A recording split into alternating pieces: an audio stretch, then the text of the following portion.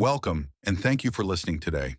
This time is set aside to reflect on God's Word in a simple and practical way that strengthens faith and offers encouragement. Today we're looking at 2 Samuel chapter 10, a powerful story about how misunderstanding, pride, and fear can lead to unnecessary conflict, and how God gives victory when his people stand together. 2 Samuel chapter 10 opens with an act of kindness.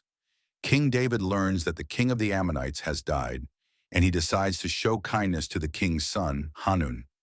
David had previously received kindness from Hanun's father, and he wanted to honor that relationship. This reminds us that godly leadership is marked by gratitude and goodwill. David's intention was peace, not conflict. However, Hanun's advisors misinterpret David's kindness. They convince Hanun that David's messengers are actually spies sent to survey the land. Acting out of fear and suspicion, Hanun humiliates David's servants by shaving half their beards and cutting their garments, publicly shaming them. In the ancient world, this was a severe insult.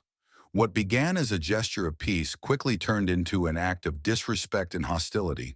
When David hears about what happened, he responds with compassion toward his humiliated servants, telling them to stay in Jericho until their beards grow back.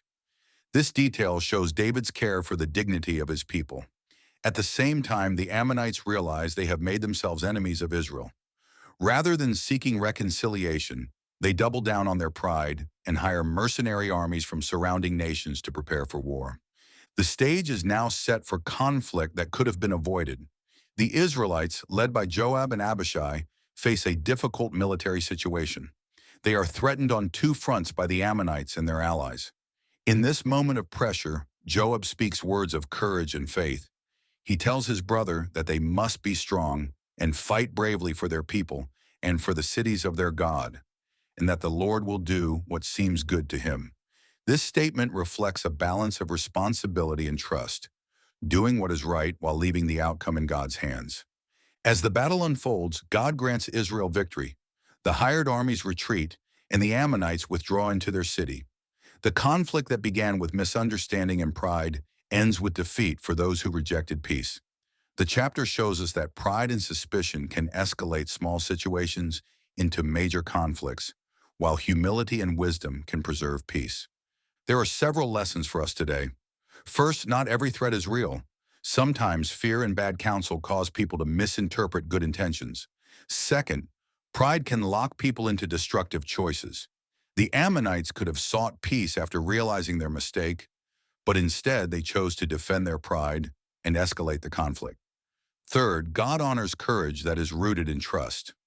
Joab's words remind us that while we do our part faithfully, we ultimately depend on God's will and wisdom. 2 Samuel 10 teaches us the value of discernment, humility, and unity. It also reminds us that unnecessary battles often begin with wounded pride and poor counsel. When we choose humility, seek wise counsel, and trust God, we avoid many conflicts and walk in greater peace. Offer of salvation, closing. If you're listening today and you've never placed your trust in Jesus Christ, this is an invitation for you. The Bible teaches that all of us have sinned and fall short of God's glory, but God, in his love, sent his Son, Jesus Christ, to die for our sins and rise again, so that we could be forgiven and receive new life. Salvation is not earned by good works. It is a gift of grace, received through faith.